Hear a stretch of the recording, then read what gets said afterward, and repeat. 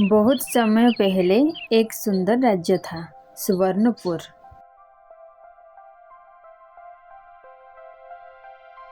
उस राज्य का राजा देव बहुत दयालु थे।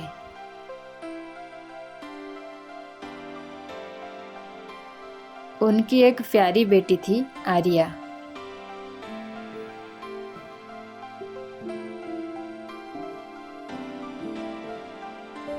पिताजी, हमारे राज्य में कोई भी दुखी नहीं रहना चाहिए। बेटी, तुम्हारा दिल बहुत अच्छा है। याद रखना, सच्ची राजकुमारी वही होती है जो दूसरों की मदद करे। आर्या को जानवर और पक्षियों से भी बहुत प्यार था। उसका सबसे अच्छा दोस्त था एक छोटा सा पक्षी, मिठू।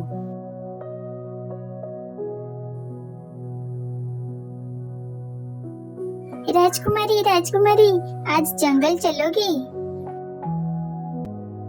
हाँ मिठू, आज हम जंगल में घूमने चलेंगे।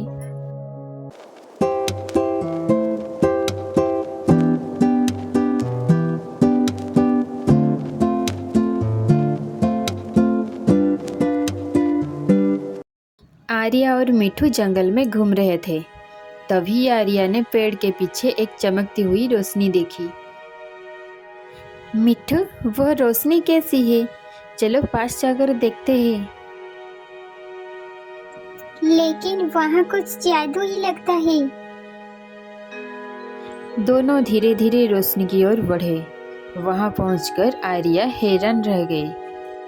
आर्या ने देखा, एक सुंदर यूनिकॉर्न पेड़ के नीचे बैठा था।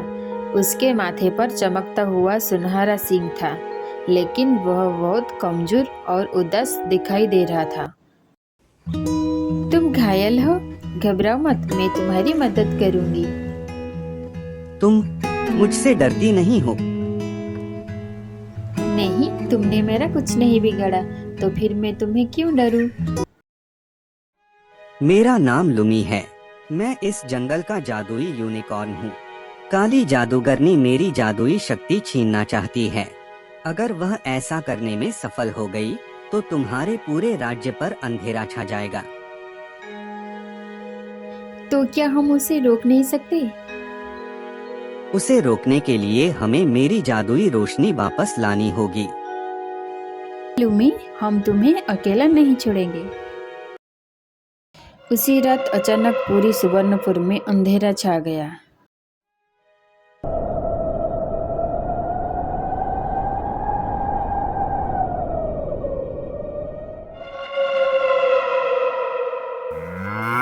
फूल मुरझाने लगे और आसमान काले बादलों से ढक गया। महल की रोशनियां बुझ गई।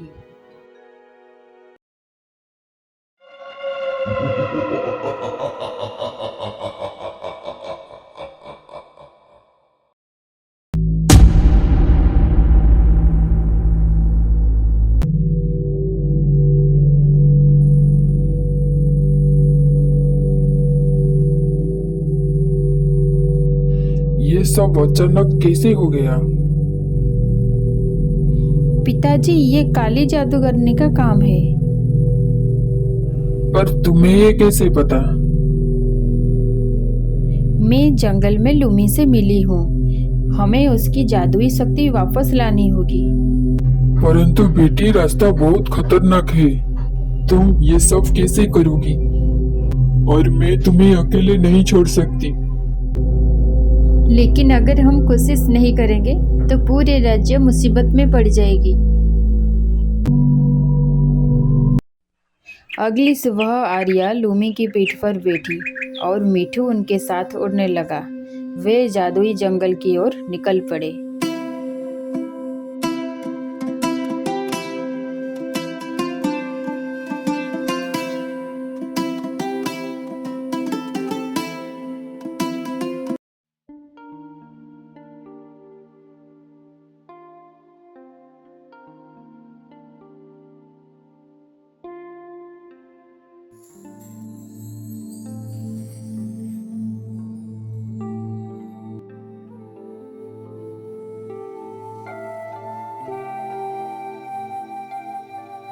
देखो आर्या, पेड़ पर चमकते फूल।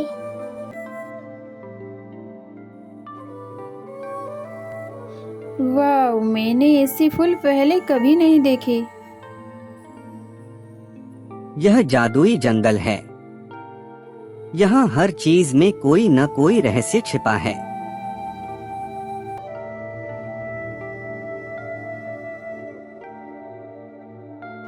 कुछ दूर जाने के बाद उन्हें चुड़ैल की घर दिखाई दी। तो क्या काली जादूगरनी यही रहती है? हाँ, और मेरी जादुई शक्ति भी इसी गुफा में कैद है।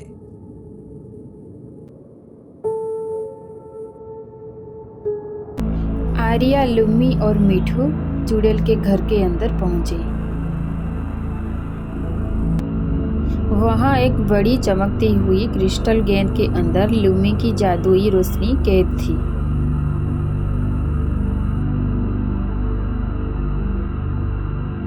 हा हा हा हा हा हा, आखिरी तुम यहाँ आ ही गए। लुम्मी की शक्ति वापस कर दो। तुम मुझे आदेश दोगी?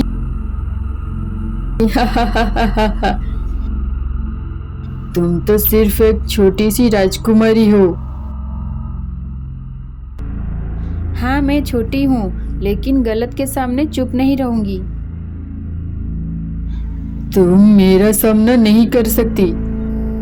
जादूगर ने अपनी जादुई शक्ति से घर को अंधेरे से भर दिया, लेकिन आर्या पीछे नहीं हटी। आर्या, मेरी शक्ति अभी पूरी तरह खत्म नहीं हुई है। मेरे सींग से निकलने वाली रोशनी को उस क्रिस्टल पर डालो। ठीक है। मैं तुम्हें ऐसे करने नहीं दूंगी। जल्दी करो आर्या, इस चुड़ैल को मैं देखती हूँ। मुझे छोड़ो। आर्या ने लुम्मी की सींग से निकल रही रोशनी को क्रिस्टल की ओर मोड़ दिया। क्रिस्टल में दरार पड़ गई और कुछ ही पल में वह टूट गया। अचानक पूरी घर सुनहरी रोशनी से भर गई। लुम्मी की सारी जादुई शक्ति वापस आ गई। मेरी शक्ति वापस आ गई। मेरी सारी शक्ति खत्म हो गई। तुमने ये सब क्यों किया? मैं बहुत सालों से अकेली थी। मुझे लगा कि अगर मेरे पास सबसे ज्यादा शक्ति होगी तो सभी लोग मेरे साथ रहेंगे। शक्ति से किसी का प्यार नहीं मिलता। प्यार और दोस्ती अच्छे व्यवहार से मिलती है। तो क्या तुम मुझे माफ कर सकते हो? अगर तुम सच में अपनी गलती समझ गई हो तो हाँ, मैं तुम्हें माफ कर सकती हूँ।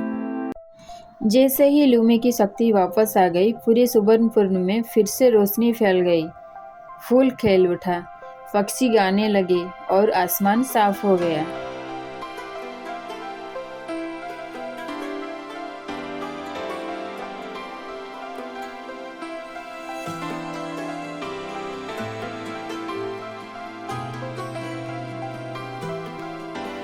आर्या, आज तुमने साबित कर दिया कि सच्ची ताकत तलवार या जादू से नहीं, बल्कि साहस और अच्छे दिल में ही होती है।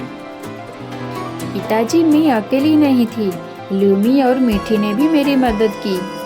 और आज से हम हमेशा के लिए दोस्त हैं। हाँ, सबसे अच्छी दोस्त।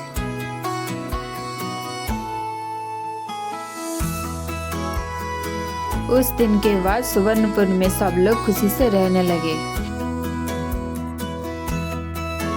सच्ची शक्ति जादू या ताकत से नहीं, बल्कि दया, साहस, दोस्ती और अच्छे दिल में होती है।